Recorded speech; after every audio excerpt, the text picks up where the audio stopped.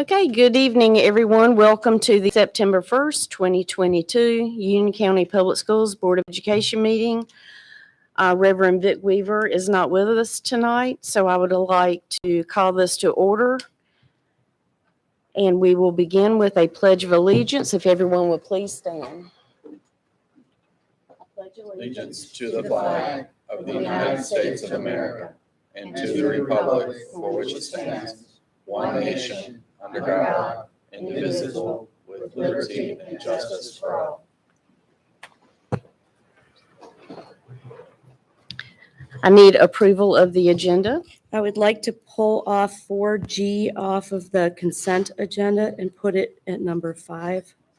And I move that we approve the amended That'd be consent. F. F. What? F. It's F. It's F? Oh. Okay, F. Yeah. So G is okay? It's F. So G is okay? Yes. Okay. I move to approve the amended consent agenda. Where do you want to put it? At number 5? Okay. Gotcha. All those in favor say aye. Aye. Aye. Okay, that brings us to number 5, laptop finance resolution. No, we have to do comments. Oh.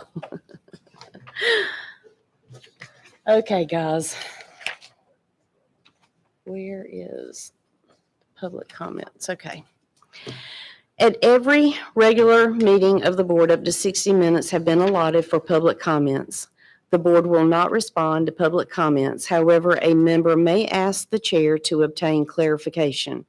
Residents, parents, students, and employees of the district will receive priority on the list of speakers. If a speaker is not present when his or her name is called, the opportunity to speak will be considered waived. Only persons signed up may speak. Speakers may not give their time to another person or have someone speak on their behalf. Speakers may address the board for a maximum of 3 minutes. The board will not hear in open session complaints about the performance of school personnel, personnel issues, or confidential student issues. Should a speaker wish to seek information or share items that may not be shared during public comments, our staff are available to address your concerns or provide information. Dr. Brad Breedlove, our Chief Academic Officer, Dr. Bashan Harris, Assistant Superintendent for Human Resources, Colin Moore, Assistant Superintendent for Administration and Operations, and Jared McCraw, Assistant Superintendent of Student Services, are all here to assist. Okay, the first speaker we have who may not be here is Heather Oldland. Okay. Steve Martin.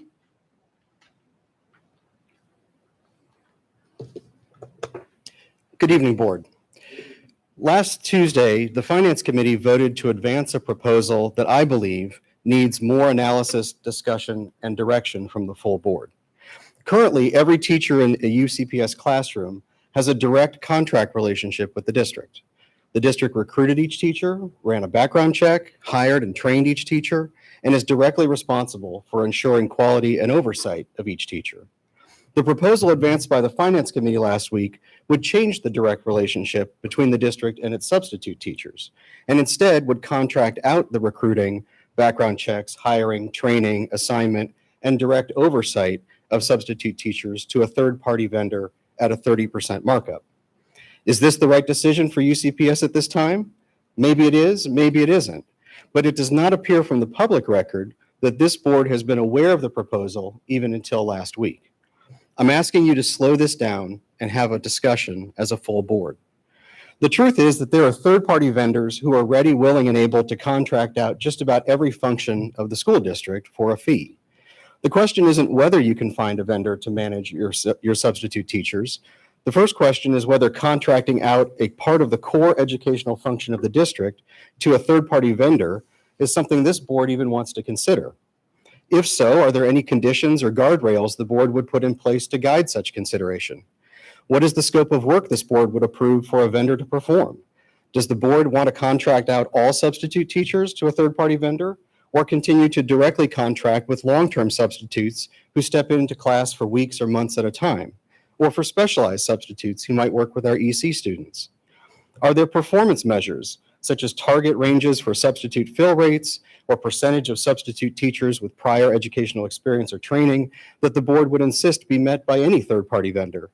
Is this the type of contract that the board would want the district to issue an RFP or solicit multiple bids, even if that wasn't expressly required by state law? There are a few smaller North Carolina districts that have used a third-party vendor for substitute teachers. Have they actually achieved the cost neutrality and increased fill rates that the vendors promised at the outset? Have they learned from their experience? What have they learned from their experience? And would they do anything differently if they had the chance to do it all over? Again, I urge the board to slow this down and carefully consider these questions. This isn't a proposal to contract out facilities management or transportation, as important as those roles are. This is about contracting out part of the educational instruction of our children. Please take your time, ask the hard questions, and get clear answers. Get more information and analysis than a one-page memo, and please discuss and make a decision as a full board. Thank you. Colleen Kamolnik. Hello, my name is Colleen Kamolnik. Thank you for allowing me to speak tonight. My topic tonight is the Title IX Amendment Proposal. We're currently in the 60-day public comment period, which lasts until September 12th, with comments to be submitted to regulations.gov referencing docket ID ED 2021 OCR 0166. Here's an overview of what the proposed changes to Title IX's regulations will do. They'll create a new category of sex discrimination based on sexual orientation and gender identity. Because of the new expanded scope of Title IX includes discrimination on the basis of gender identity, preventing a biologically male child from participating in girls' sports and activities will be subjecting that student to harm on the basis of sex. Actions like using a child's name given by his or her parents and biologically accurate pronouns will become a form of sex-based harassment. Continued grooming of our children during their most vulnerable years. Promoting gender ideology as mandated policies encourages students that they can be born into the wrong body. So what is sex and gender? I looked it up in Merriam-Webster's dictionary. Sex is either of the two major forms of individuals that occur in many species that are distinguished respectively as female or male, especially on the basis of their reproductive organs. Gender is the behavioral, cultural, or psychological traits typically associated with one sex. What they aren't proposing in this amendment is changing the 106.41 athletics. Even though many functions of sports and athletics would be covered in the current proposed changes, they cite the department instead plans to issue a separate notice of proposed 542 rulemaking to address whether and how department should amend the 106.41 in the context of sex-separate athletics. This in itself is concerning, with so many proposed regulation updates, why I specifically leave out athletics to a later date. I have serious concerns over the Department of Education's rewrite of the Title IX rule. It rejects biology-determined sex and instead moves to gender identity. It puts girls at a serious disadvantage.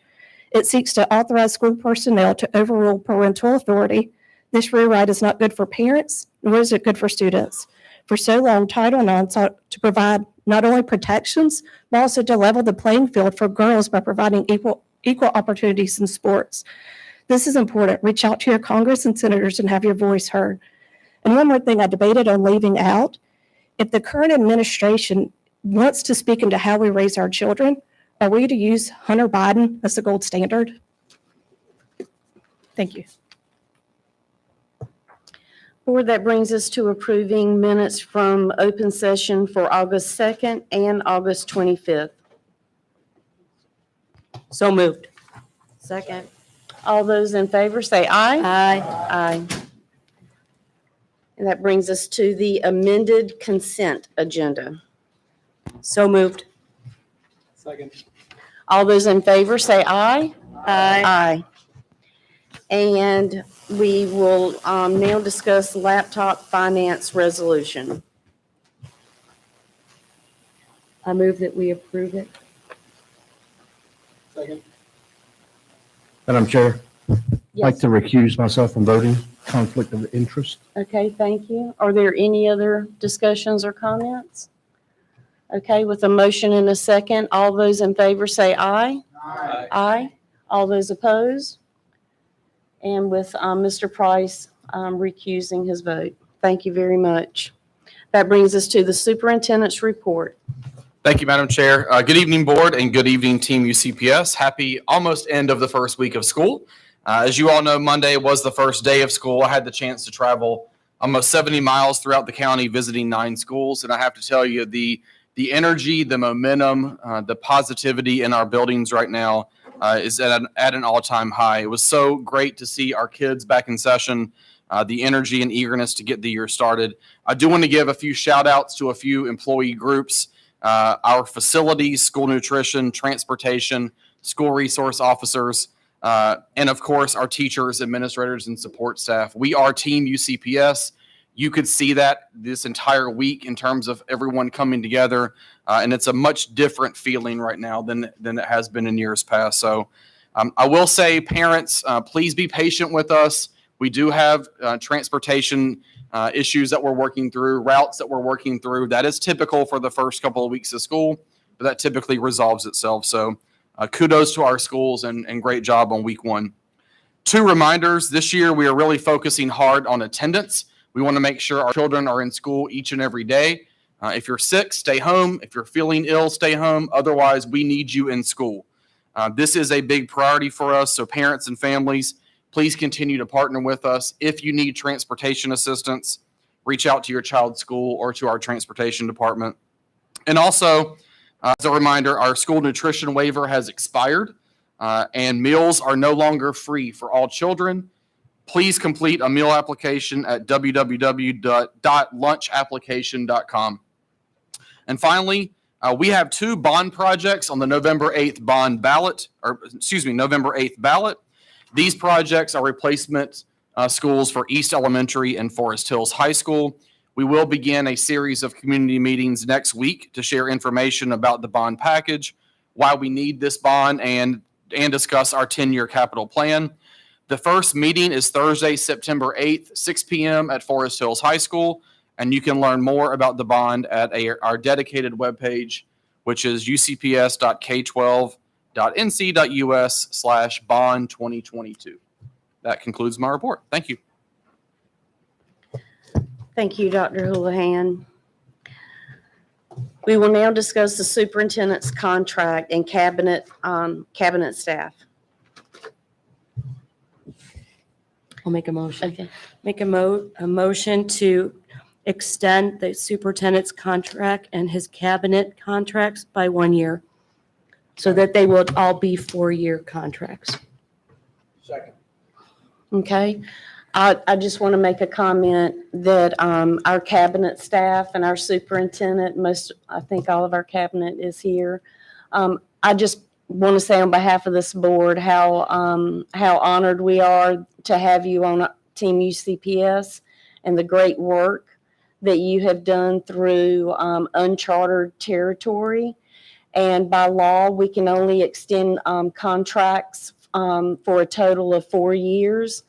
And this motion, by adding another 1 year to what he currently has in our cabinet staff, totals 4 years.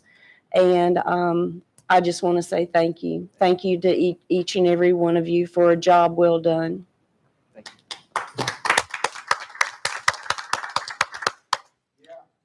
you. So with a motion and a second, I would like to ask all those in favor say aye. Aye. Aye. All those opposed, hearing none, passes 9-0. Thank you. Thank you. Okay, good job. That brings us to the 2022 UCPS accountability update. So I'll kick this conversation off. Today, the North Carolina Department of Instruction received a report and gave a report to the State Board of Education about our accountability update for the state from last year. Joining us tonight is going to be kind of a multi-presentation effort. Dr. Brad Breelove is here to kick us off. Dr. Matt Slider is our Director of Research and Accountability. Matt started with us in April of last year. and is doing an absolute phenomenal job, and we're lucky to have him in that role. I will just say at the very beginning, I've said since day one of the pandemic that when we get back to the point of having state and school accountability, that is going to be a critical time because we will know the impact the pandemic has had on learning. And I will also add that it has become very clear to us that our children need more time in school. We have a phenomenal group of leaders, of teachers in UCPS, and I'm very proud of the results you're about to see. But I also will say that we have work to do. And I love a good challenge. That's where we are right now. And you're going to hear us say repeatedly, bring it on, because UCPS is well positioned to meet that challenge head on. But we're also want to celebrate the successes we've had from last year. So Dr. Breedlove, I'll turn it over to you. Thank you, Dr. Houlihan. Thank you, Board. It is a pleasure to stand in before you because it's been a while since we've had an instructional accountability update. As you may recall, it's been since 2018-19 was the last time the state released accountability results for school systems. And so this evening, we have data to present to you about last year. This is summative data, and it will give you a great picture of our school system, where we currently are, as well as our strengths, as well as areas that we need to improve. And so that is the nice thing about this information that we will provide you. As you can see, all data that were presented were approved by the state of North Carolina today, as Dr. Houlihan alluded to. And those official results I put in the packet as well, and this is for the public as well. You can find that at that link to the NCDPI School Accountability Reporting website. Just this slide is just a quick overview of tonight's presentation, giving you a background overview of Every Student Succeeds Act. This is the federal testing and accountability, as well as the North Carolina accountability model for elementary and middle, as well as high schools. High schools are a little bit different than elementary and middle.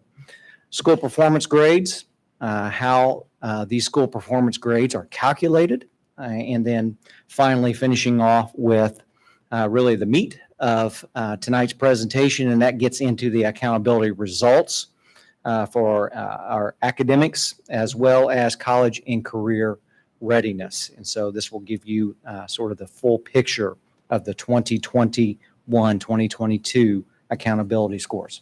So at this time, I'm going to turn over to Dr. Slider, who is our Director of Accountability and Research.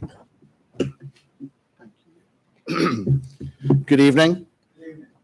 The next slide up here just briefly describes some of the aspects of ESSA. ESSA is the federal law that requires each state to create and submit to the U.S. Department of Education the state's testing model for accountability, which the state has done. Just briefly up here, I just summarized the waivers that have been provided to states. 18-19 was the last school year that we had regular accountability results presented. The 19-20 school year, the federal government waived both testing and accountability. And when I say accountability, I mean things like growth, school performance grades, state determinations of low performing schools and low performing districts, and all things similar to that. The 2021 school year, there was a partial waiver that was given. We were required to do end of year testing that year, but accountability kind of stuff was not pulled together that year and calculated. The following year, the 2021-22 school year, this past school year, there were no waivers provided from the U.S. Department of Education. However, there were some accountability indicators in the state of North Carolina's plan that they did submit an addendum to get changed. And the key there, you can see from this slide, there were two. One had to do with accountability with regard to participation in EOCs at the high school, requiring just looking at accountability from this current school year and not looking past to previous years, because some kids didn't take required EOCs during previous years. The other key change here that I will reference later on when I go over specific data is the ACT benchmark change. This is a statute that requires the indicator for school performance grades to be identical to the UNC Board of Governors college readiness standard on the ACT. So the Board of Governors changed their college readiness threshold from 17 up to 19. Therefore, accountability at DPI had to change their accountability indicator to match. But I'll reference that shortly once I go over ACT data, and you'll see how that impacted scores, and you'll see what would have happened if they hadn't. The next slide just goes over a general chart showing the accountability model at the elementary and middle school level and the high school level as well. There is nothing changed in there from previous years, particularly meaning the 18-19 school year when we did typical accountability. Sorry, the next slide just generally goes over scoring to provide you a little bit of a background. Again, nothing in here has changed. Kids who are scoring level 1 or 2 on EOGs or EOCs are now considered not proficient. Kids scoring level 3 and above are considered to be grade level proficient, and that's kind of the standard for the state with regard to calculating everything accountability for the state of North Carolina. And kids scoring level 4 and above, that's considered career and college readiness, and that is also a standard reported by the state, but it's more particularly used in federal reporting with regard to accountability. The next slide just briefly describes the school performance grades model. There's two aspects that go into it: the achievement score or proficiency, and that's the percentage of kids whose scores are level 3 and above. That's grade level proficient. The growth composite is an indication of the rate that students have learned over the past year for the school as a whole pulled together. And the standard there is roughly equivalent to a student making a year's worth of growth in a year's worth of time.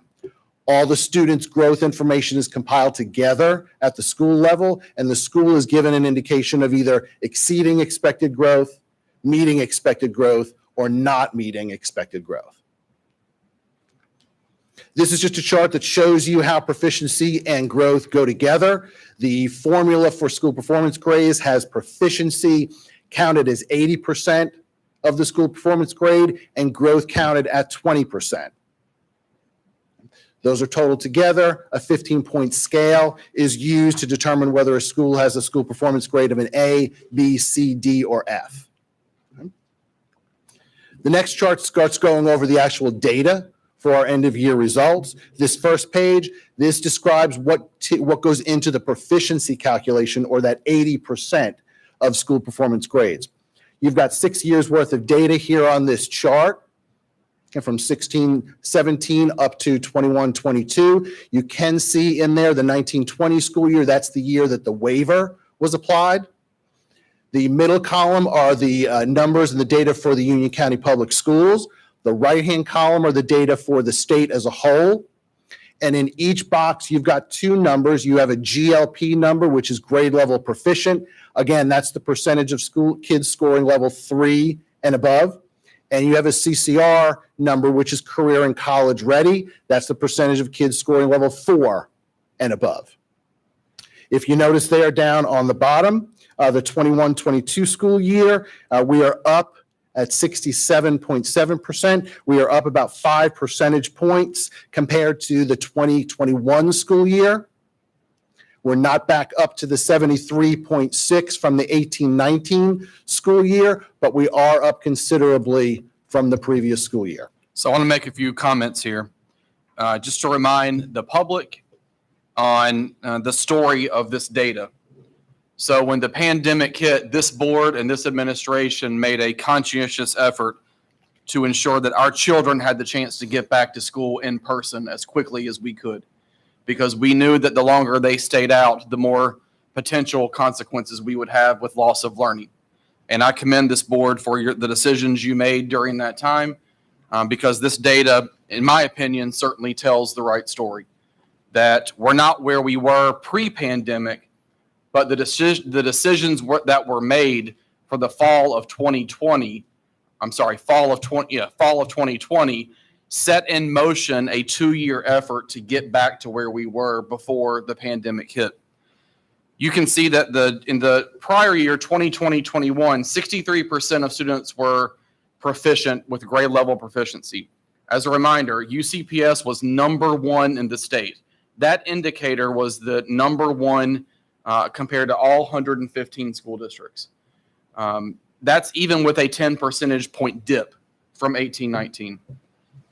This year, we have rebounded. We are plus 4.7, not quite where we were in 18. But to put that in perspective, Dr. Schleider, that's 67.7 at the bottom row. Where does UCPS rank right now compared to the largest 12 districts in the state? We're number one. And where do we rank amongst all 115 districts in the state? GLP I know the answer. 2. Number 2. Yes. We're number 2 by about 3 percentage points. So I just want the public to understand, our teachers, our board, our staff, we wanted our kids in school.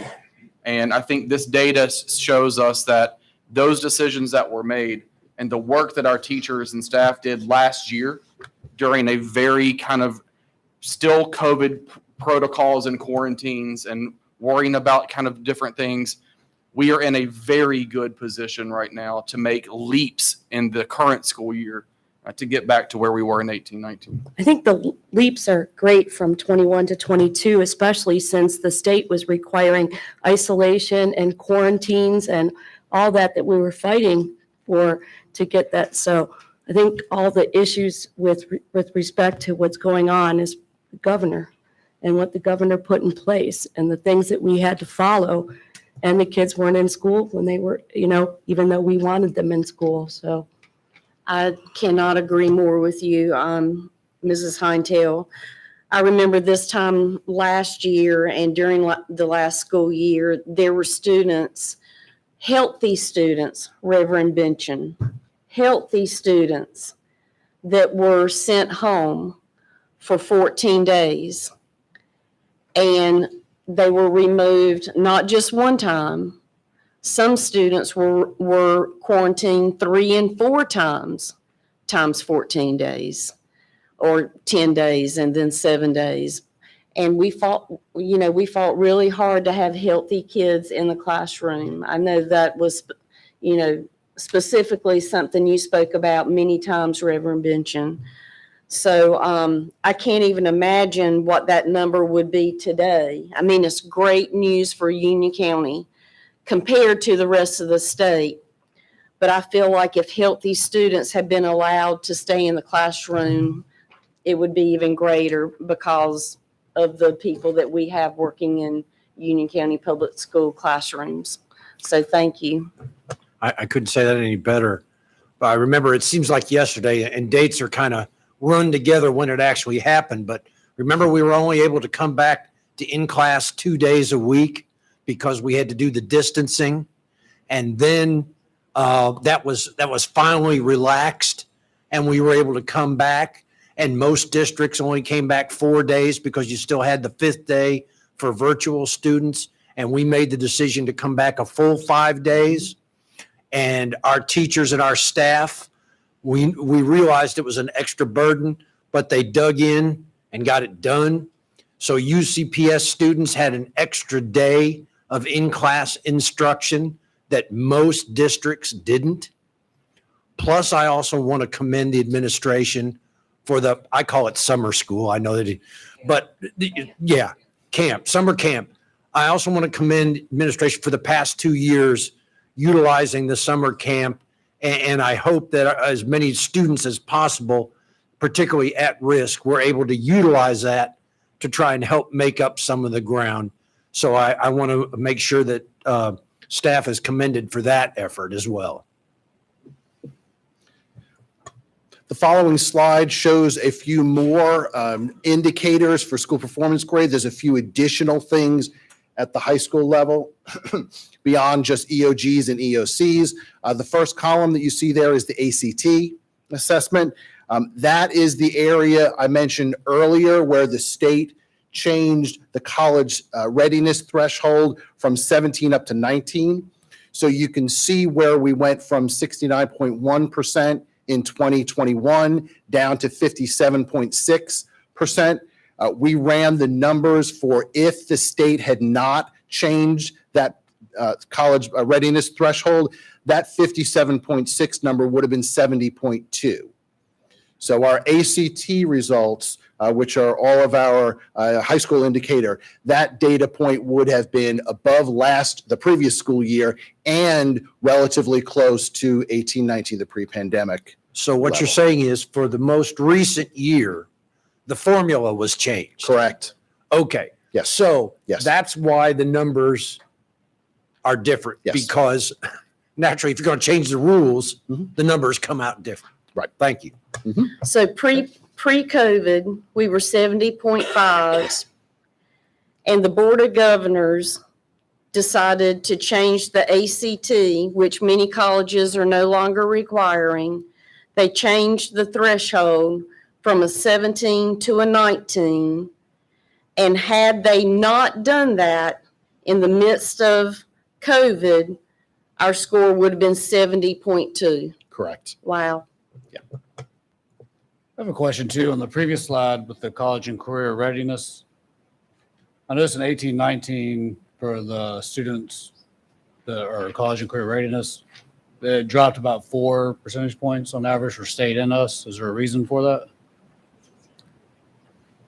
From the 17-18 school For year? 18-19, from 17-18 to 18-19, it went from 63.7 to 60 and then 49 to 44. Yeah. Is there a change in the criteria or anything that reflect that? That might have been, there was a change in Math 1 EOC grading that happened during that school year, which I'll actually talk about a few slides from now, which might explain that dip. Okay. Yes. Dr. Slider, on Yes, your ACT composite for this year, can you tell the public and the board that 57.6, where does that position UCPS in terms of the rank amongst the largest 12 districts? Number 1. Thank you. You're welcome. The middle column there, ACT work keys, that is the assessment that's given to 12th graders that are CTE concentrators or career and technical education concentrators. The benchmark there is kids who score silver or better on the work keys assessment. That data is a little bit interesting. You can see that score did drop from 2021 to 2022. However, there is an interesting explanation for that drop. Our percentage or our number of kids who scored silver, gold, or platinum actually went up in each of those 3 categories. However, the number of kids overall that took the work keys assessment went up significantly. We had a lot more kids take it, which is why that rate went down percentage-wise, because the denominator went up so high. Sorry if that's too mathematical explanation. Basically, we tested a whole lot more kids. But if you look at the raw data, the number of kids who scored silver, gold, or platinum, it did go up in total for each of those categories. Okay. The far right-hand column is math course rigor. That is the percentage of kids who take and pass NC Math 1, the EOC course at the high school. And that data consistently is about 95% or higher, and it was again this past school year. The next slide goes over the cohort graduation rate data. And you can see there's 6 years worth of data there. This is an area that has not been waived by any of the waivers for accountability. We've measured this each year. You can see a generally consistent pattern there. The blue bars are the UCPS numbers. The line on that chart is the state numbers. And you can see our CGR for the 21-22 school year of 92.1 is generally consistent with previous years. Do you have any idea how that ranks in the state? I do. Among the largest districts, it's number 1. Thank you. You're welcome. The next chart goes over earlier. I explained how the school performance grades model proficiency is factored in at 80%, growth is factored in at 20%. This is the data with regard to growth. You've got 6 years worth of data there. The middle column there, this is the percentage of schools that either met expected growth or exceeded expected growth each year. The bottom row there for the 21-22 school year, we had 30 of our 50 schools, or 60%, either met or exceeded growth. The far right-hand column is the number and the percentage of schools that did not meet expected growth, and that was 20 out of 50, or 40% of our schools that did not make expected growth this year.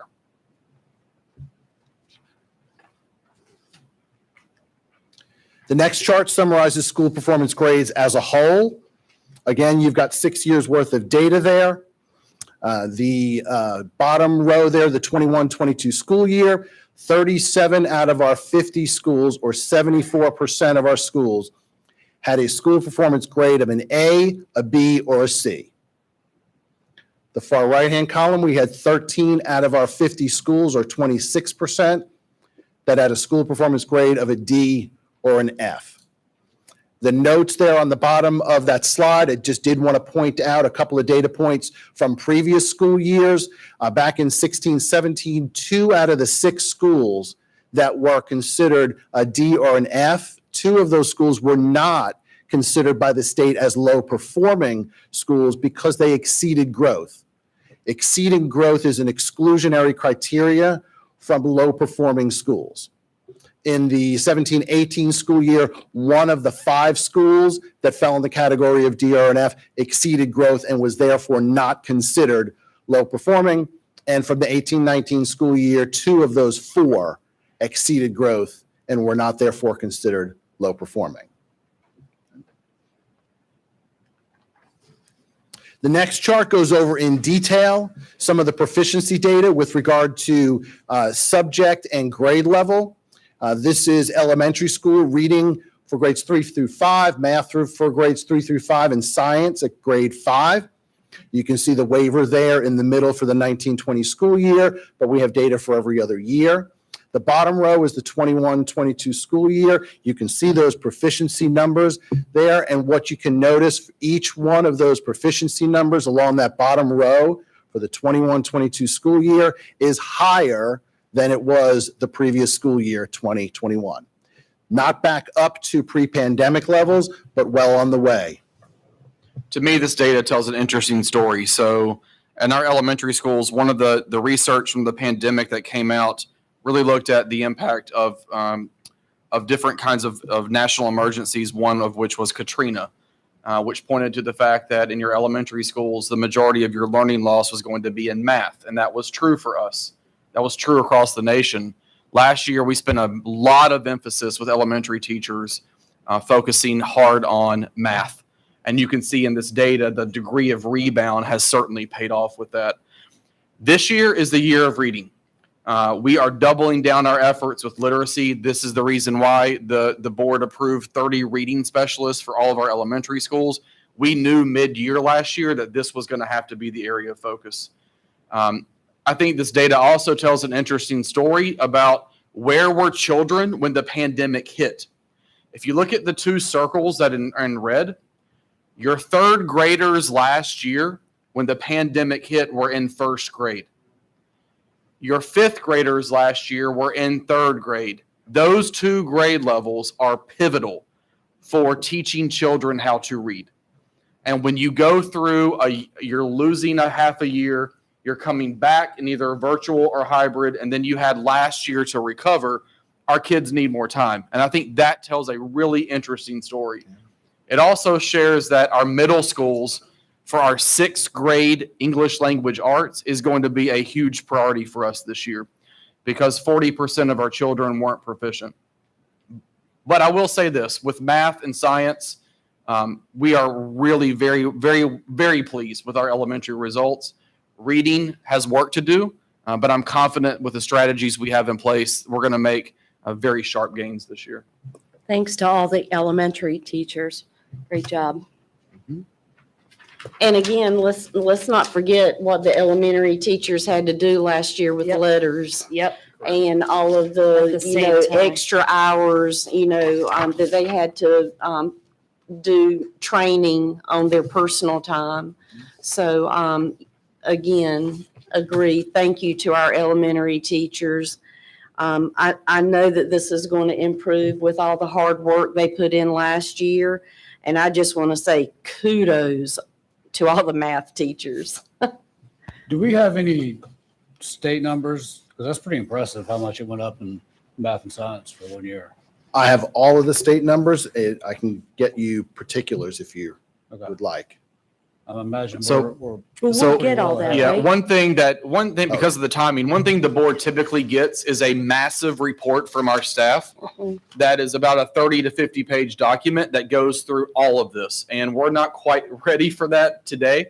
But I would say in the coming weeks, you all are going to get that report that will have a comparison of state data on all of these different indicators as well as next steps. So unless you have a specific question, I don't know if Dr. Slider will be able to answer it, but you will be receiving that in the coming weeks. I'm just really impressed by those numbers. Yeah. Yeah. And Dr. Houlihan, is it fair to make the assumption in the third grade reading that those students were not the best adaptable to remote learning as well? Absolutely. So we kept them out of school, decisions government made to close down schools. And then when they did come back, at best, initially, they were in 2 days in class. They were remote, or by whatever choice, they were fully remote. And so that obviously did not help close the gap as well. So shut them down, close the school, and expect remote learning to be effective for that age group is unrealistic. And the data shows that. And let's, before we move on, I want to acknowledge our science teachers.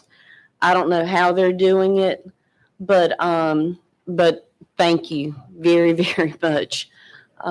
I know with the teachers that we have in Union County Public Schools, I'm excited to see, what happens this year because I know that we have the best and the brightest in these classrooms. Absolutely. So don't want to leave out the science teachers because they did an amazing job also. I said elementary teachers. Covered that. On that note, here is the same chart for middle schools, looking at 6th, 7th, and 8th grade reading, 6th, 7th, and 8th grade math, and 8th grade science. And same kind of pattern. If you look across that bottom row, you can see the 21-22 numbers for proficiency for every area there are above the 2021 numbers. And if you go a step farther and look at the number on the bottom right for science 8th grade, again, speaking about science teachers, that number is higher than the pre-pandemic level at 18-19. And again, a reminder that your eighth graders from last year right now, where are they? They're your 9th graders. And so in talking with high school principals, our freshman class right now is going to be a pivotal cohort for us to provide acceleration, intervention, and enrichment. These were children who were in 6th grade in 2020, which is a very pivotal time for beginning your middle school years. And so that is going to be a big area, but I also really want to celebrate those science scores because getting back above where we were in 18-19 is absolutely amazing. Thank you to all the middle school teachers. I mean, this is amazing that everything across is higher than us. That's great.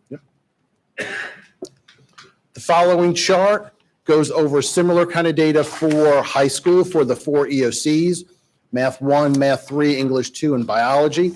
I will point out a data piece we kind of talked about a little bit earlier. If you look at the NC Math 1 data for the 17-18 school year at 76%, so it dropped to 61.6 the following year. That is the year where the state no longer allowed the schools to bank 8th graders who took Math 1 to take that score. I'm sorry, 8th graders who took Math 1 at the middle school. The state said you can no longer take those scores up to the high school with you for the high school's accountability.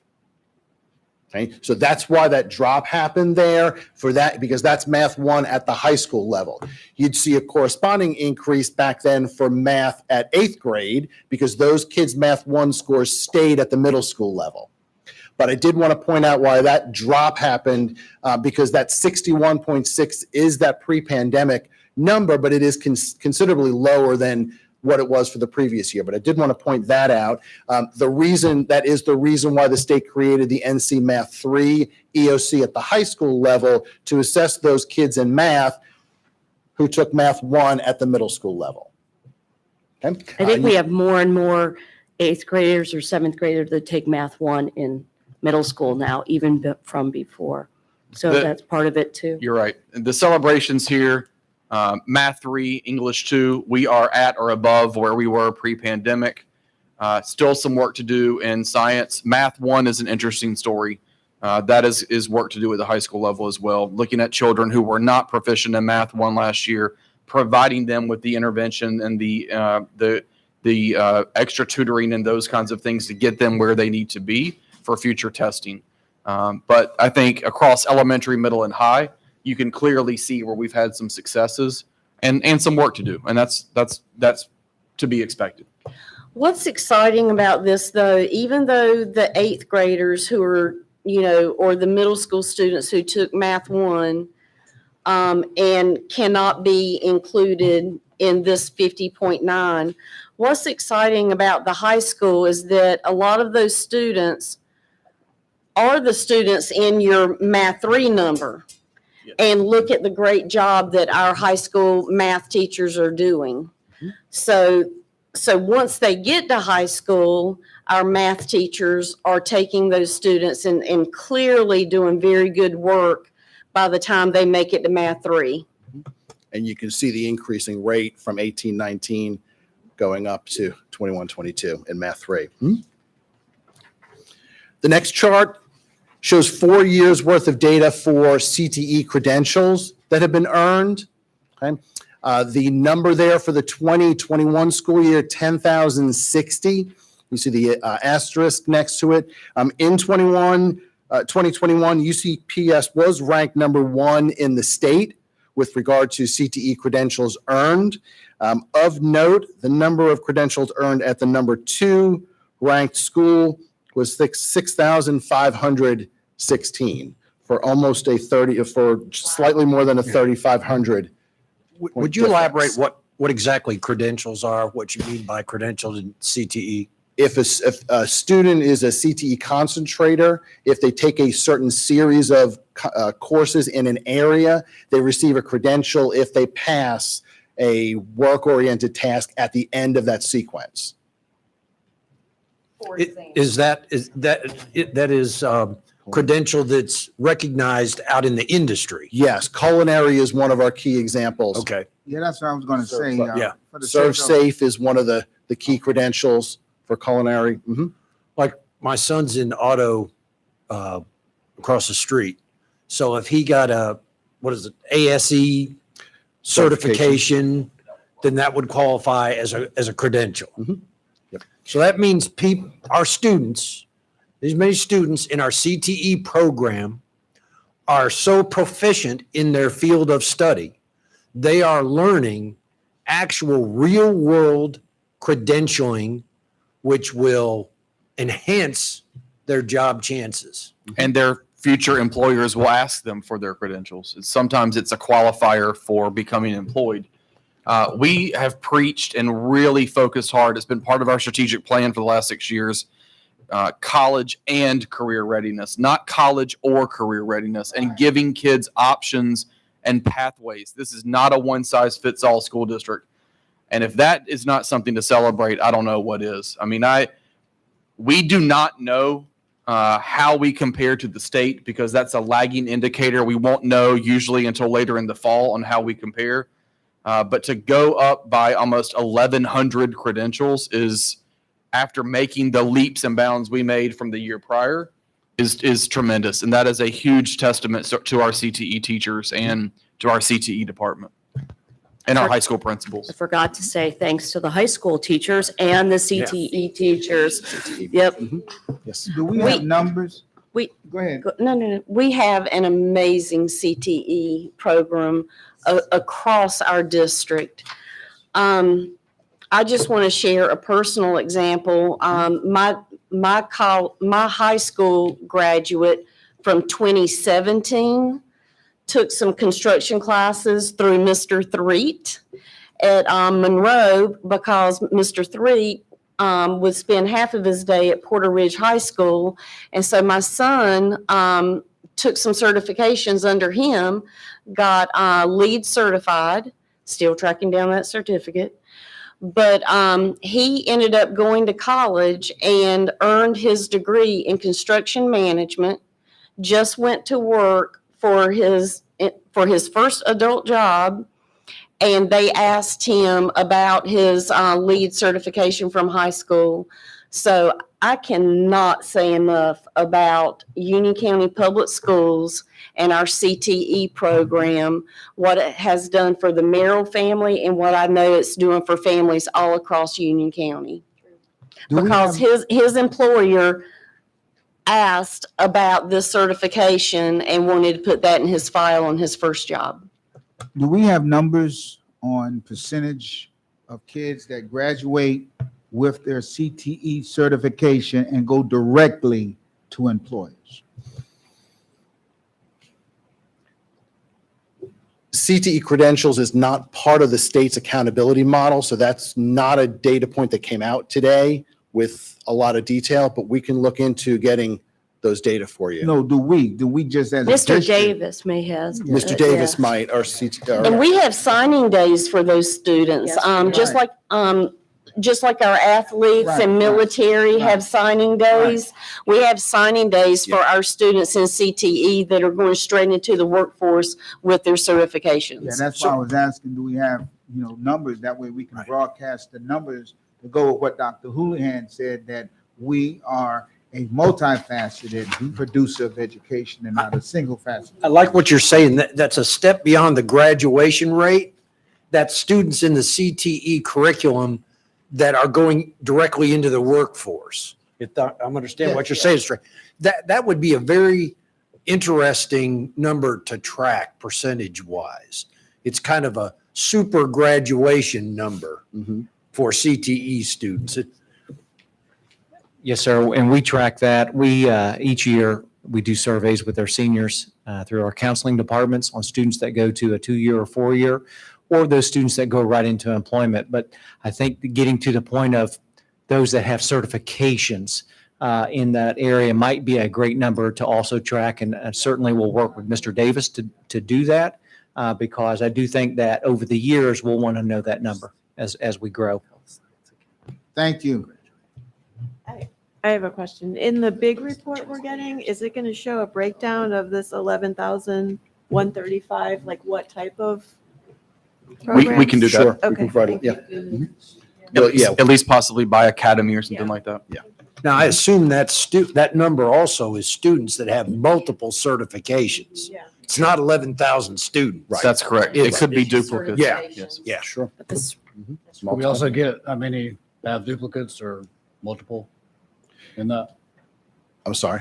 Can we get that number? How many students have Number of multiple? students? Yeah. We can Yes. work on that. Number of students and number of credentials, absolutely. You're welcome. The next slide shows data on AP exams.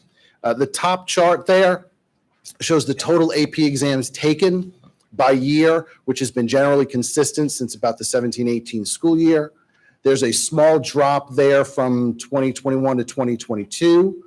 But the interesting piece, when you look at the data in there by actual student, the number of students who are taking AP classes has not changed. So about 1 in 5 of our high schoolers take at least one AP course.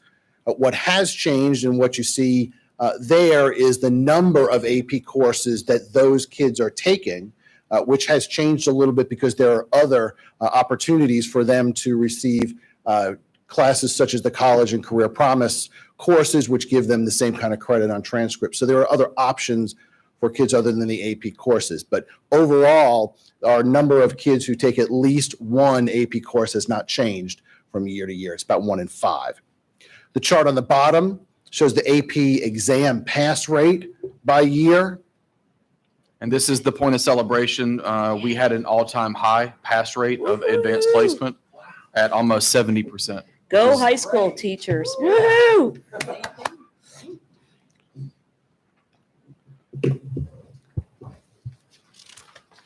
All right, so now this is sort of the final chapter to this book that we're putting together.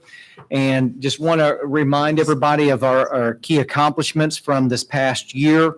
While, as you see, we still have a lot of work to do, but it is important for us to highlight the awesome work and the great work of our teachers and our students over this past year. 74% of our schools earned a letter grade of A, B, or C, 60% either met or exceeded growth. And then this third bullet, you heard us mention all throughout the presentation, UCPS ranked number one. Remember, we're the sixth largest school system in the state. And we compare ourselves against the Big 12, so to speak. And we rank number one in overall proficiency on state assessments with 67.7%. Which was an increase of nearly 5 percentage points over the previous year. So if you look at the 2020-2021 school year in comparison to 2018-19, we were about 10 percentage points on average across the board. Some a little higher, some a little lower, but on average 10 percentage points. And we gained half of that back in 1 year. I think that is a testament to the hard work and labor that was done inside those classrooms each and every day, and by great leaders in our schools that were pushing teachers and students. UCPS also against the Big 12 ranked number one in graduation rate, 92.1, and the percentage of UCPS students who met or exceeded the college readiness threshold of 19 on the ACT, 57.6, also put us number one, ranked against the Big 12, and overall in the entire state against much smaller districts, number 5 overall in the state.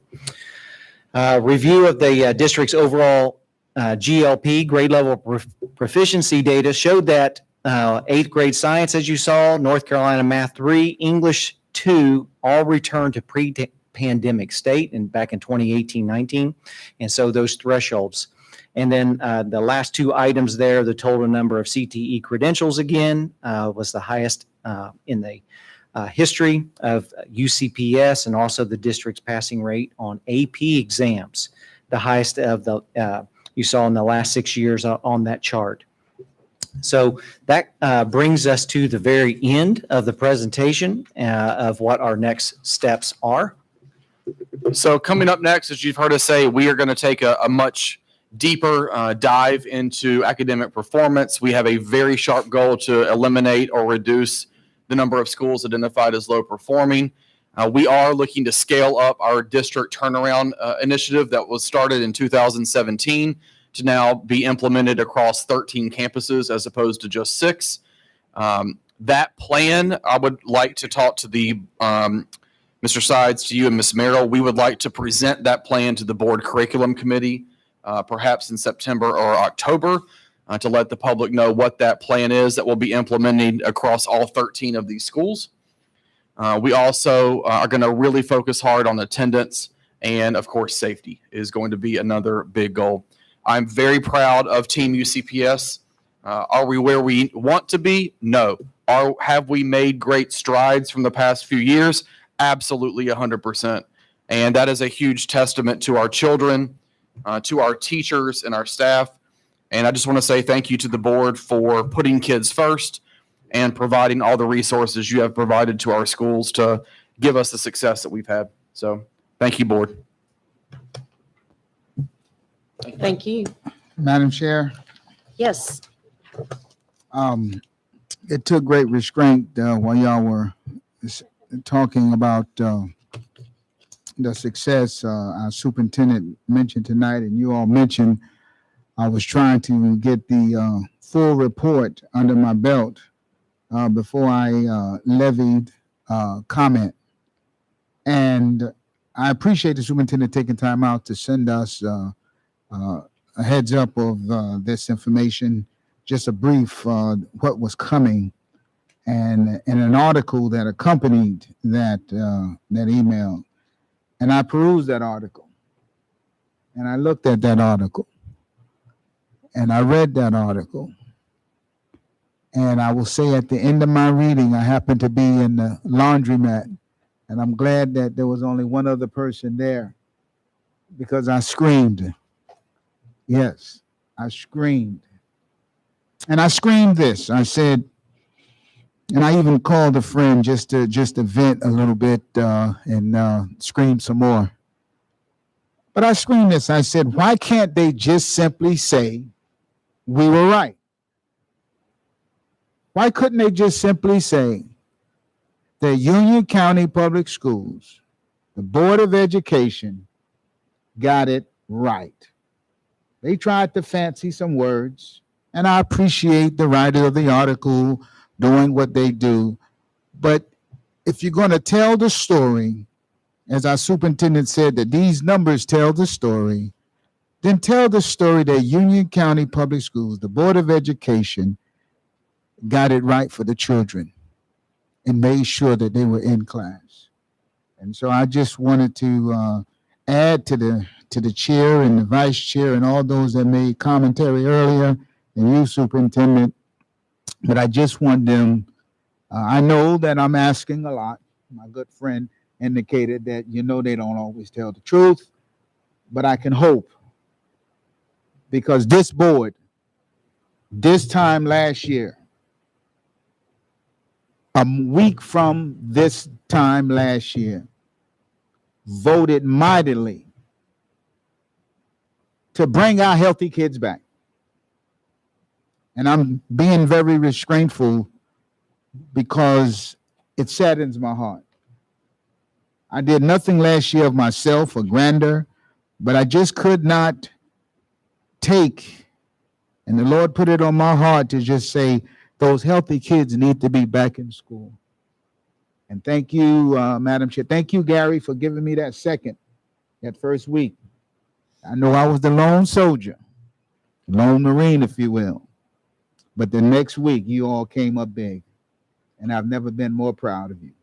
So thank you, Madam Chair, and thank you all for us getting it right and saving our children. Because without that, we wouldn't be looking at this today. We would not be looking at this today. Thank you, Madam Chair. I have two big takeaways from this information.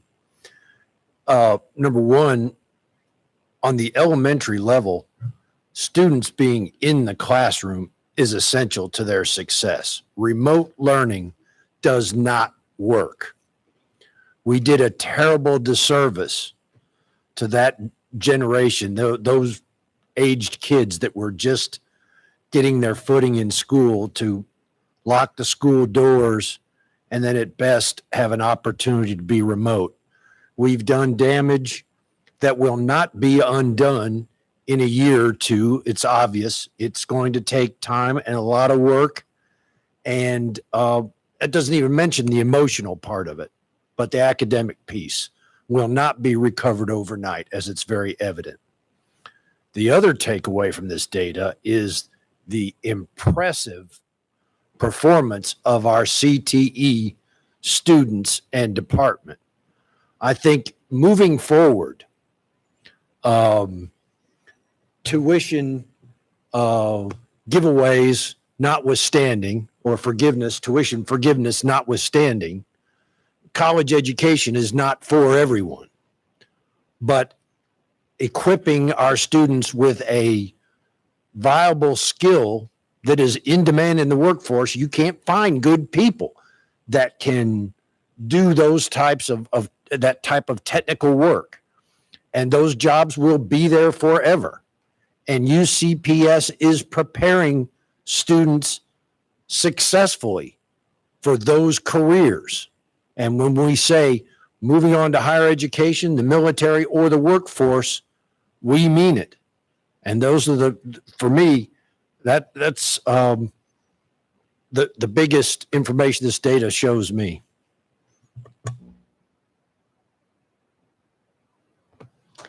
Thank you, Board. And again, I just want to thank all of our schools, all of our administrators, all of our teachers, custodians, child nutrition, our bus drivers, teacher assistants, tutors, everyone who made this happen last year and the year before and the year before. We could not have done it without them. And we know they're boots on the ground, and they are working so very hard through all of this chaos. And I just think Union County and Union County Public Schools is a very special place to be.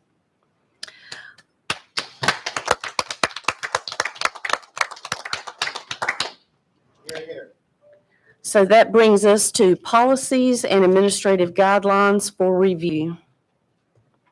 Good evening, members of the board. You have several policies and one administrative guideline before you for review tonight. And if you have any questions, I will try to answer those. Thank you. Thank you. Board comments? Yes. First of all, I'm excited for this school year. I think it's going to be an outstanding representation of the greatness that Union County Public Schools possess. As you all were talking, I was sitting here and I was thinking about what we have heard and what we have seen, and I would like to specifically encourage those students and families and faculty and staff in District 1. All of our students, we are looking forward to you all to succeeding, but because I do represent District 1 and it holds a very special place in my heart, and I see that some of our schools, quite a few of our schools in District 1 have had a lot of challenges. And we can go back and forth and talk about what we have done, and the truth of the matter is students need to be in school. We all know that. I think we all can agree with that. But prayerfully, I hope that we never have to experience another pandemic where people have to make choices, rather good or bad. So that has really been my prayer, that we can stay on this consistent path of staying in school and being able to teach students the way they need to be taught. But I want to encourage our parents that you have a very, very important part to play in your child's education.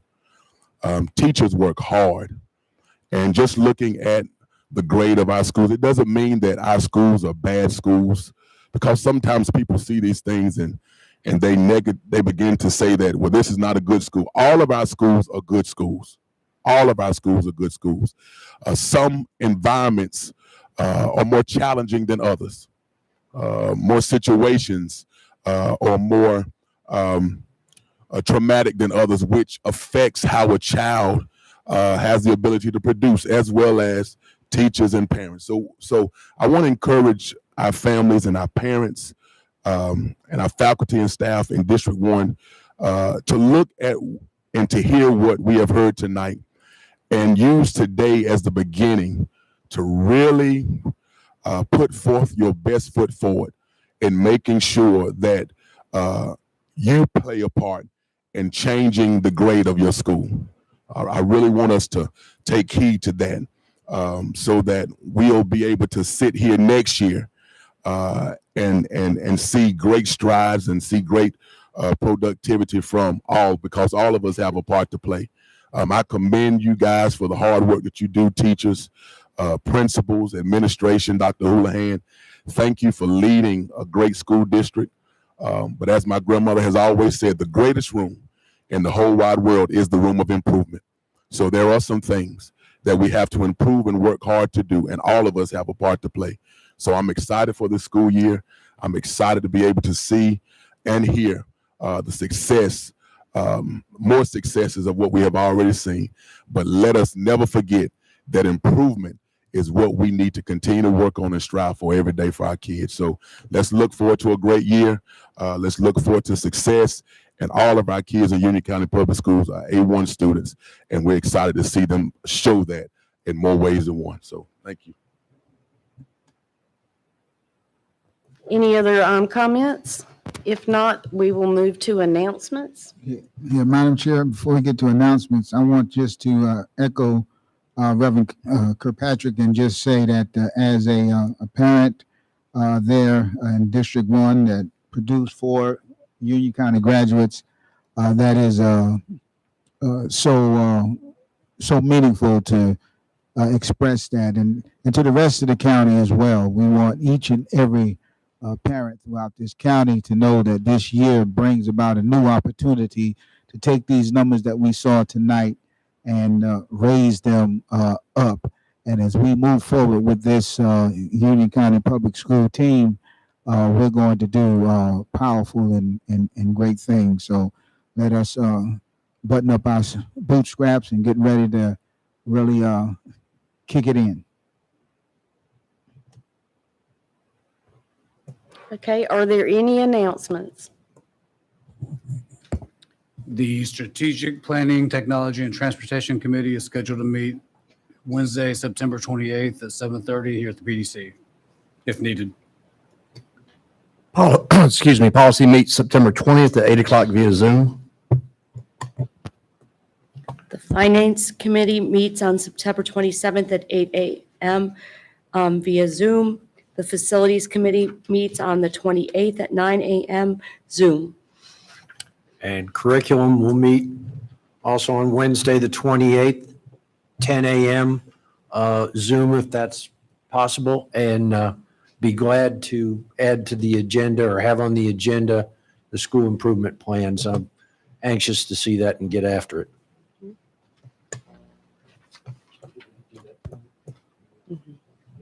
For sure. Thank you, board members. I'll accept a motion to adjourn if there So are no moved. other comments. All those in favor say aye. Aye. Aye. Good evening.